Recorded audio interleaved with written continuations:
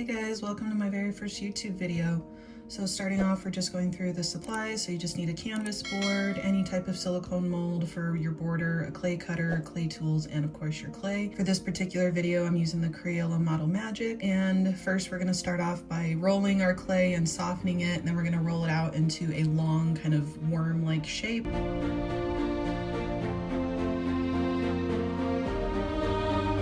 We're gonna press it down into the rope molds that I bought. I got these off of Temu. You can use any type of molds that you want, or you can also kind of wrap pieces of clay around each other to create a rope appearance. This clay surprisingly worked really well and came out of the molds very, very easily.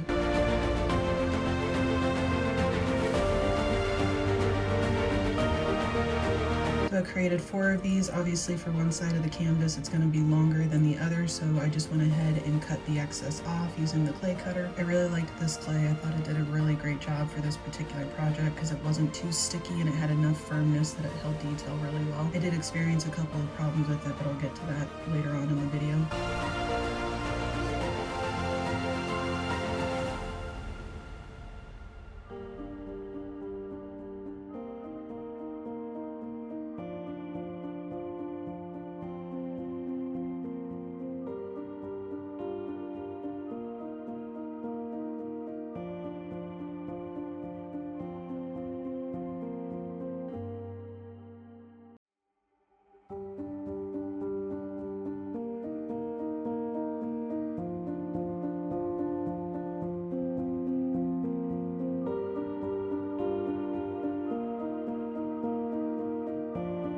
Now we're going to work on creating the center, so we're just going to create a ball of clay and then we're going to go ahead and flatten it. I had to use one of our drink coasters because I forgot to grab my acrylic plate. Now I'm just taking a pointed tool and I'm just creating texture right here in the center of the flower. If you don't have a tool like this, you can also use something like a toothpick. Now I'm just rolling out another piece of clay because we're going to go ahead and create a border around the part that we just created, and then we'll also be adding some similar texture to this as well.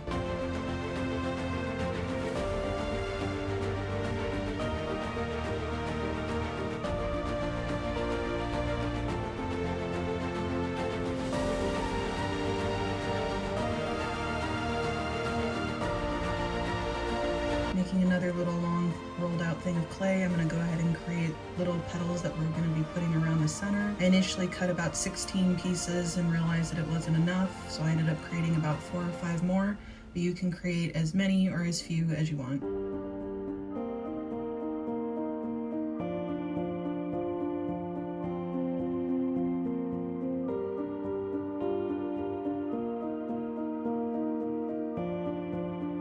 Now we're going to go ahead and move on to creating the larger petals. So I just took some clay, kind of rolled it into a ball and then mushed it flat with my fingers to create a little bit of texture, and then I went ahead and flattened it a little bit more with the acrylic plate.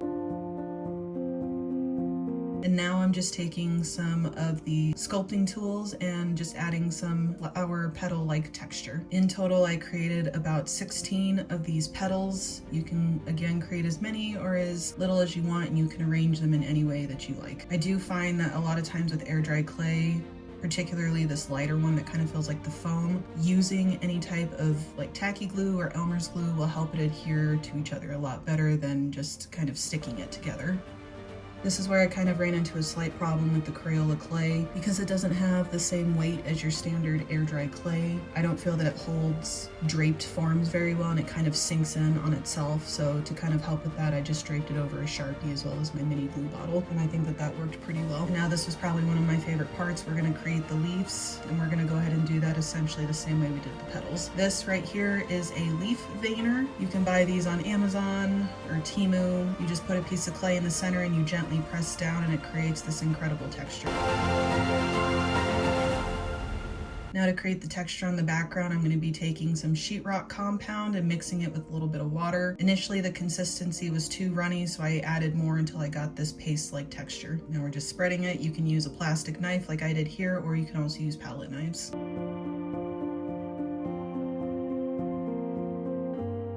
Now once that's dried, I'm going to go ahead and glue down all of the rope pieces that I had made. They weren't completely dry, but they were dry enough for this purpose. I really love the drywall texture. You can do the same thing using texture paste, but I just love the smoothness that drywall gives.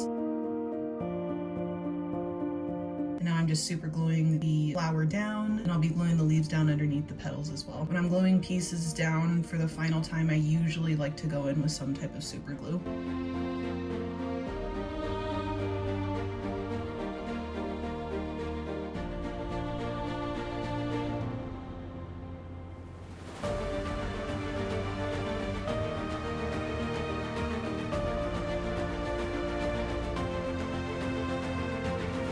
This is the piece all put together, and now we move on to the painting.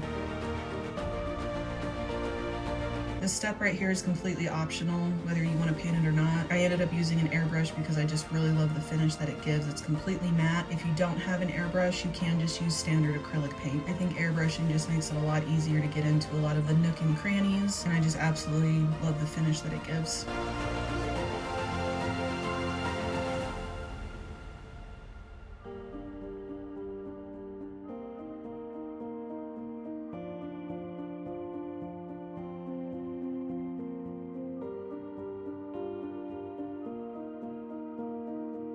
Here it is once it is dried. The little shiny part that you're seeing right there is because I accidentally let too much airbrush paint come out at once. Now we're gonna go ahead and add some glossiness just to the leaves to kind of make them stand out a little bit more. For this, I am using just standard gloss Mod Podge, but you can use whatever gloss that you like. And we're just going to apply this over all of the leaves.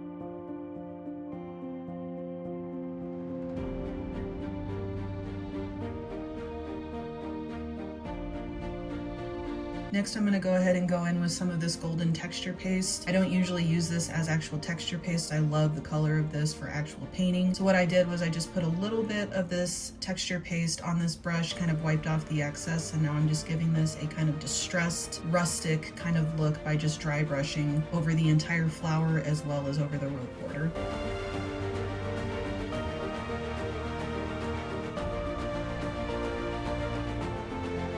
So now we're going to be taking gloss Mod Podge again, and we're going to be putting that in the center of the flower, and we're also going to be doing a thick coat of that all around the rope border, and I think that this stands out really nicely against the matte background.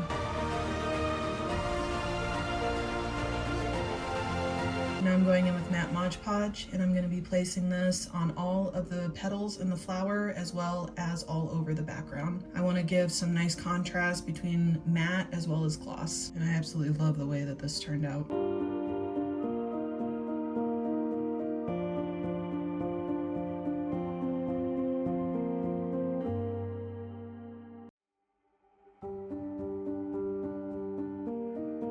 Next, we're going to go in with some Liquitex Gloss Gel Medium. I really like using this for water droplets, but I did run into one slight problem. I put too thick of a coat on, and it ended up drying with kind of a hazy type of finish, which I didn't enjoy. Some of the smaller drops dried the way that I wanted them to, but as you can see, some of them didn't dry to that clear finish.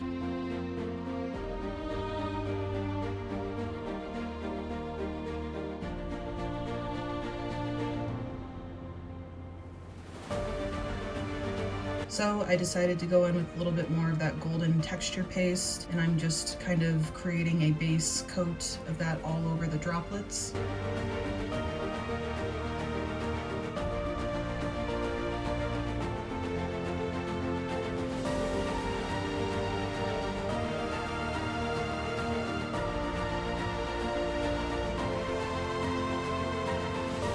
And then after I've covered all of them with that paint, I'm going to go ahead and go in with some gold mica powder. I went ahead and I bought these off of Temu a while ago, but you can use any color mica powder, any brand of mica powder that you want. And I'm just brushing that all over the water droplets. And I really love the iridescent kind of glow that it gave to this. And last but not least, we're going to take Mod Podge in their super gloss finish, and I'm going to apply one final coat over all of the droplets to give them that glossy finish. And this is the final piece, guys. I'm incredibly happy with how this turned out. I think this piece was relatively easy to make, and I think that this would look awesome hanging up on the wall. Hope you guys enjoyed the video. Make sure you like, comment, and subscribe to my channel, and I'll catch you guys in the next video. Bye, guys.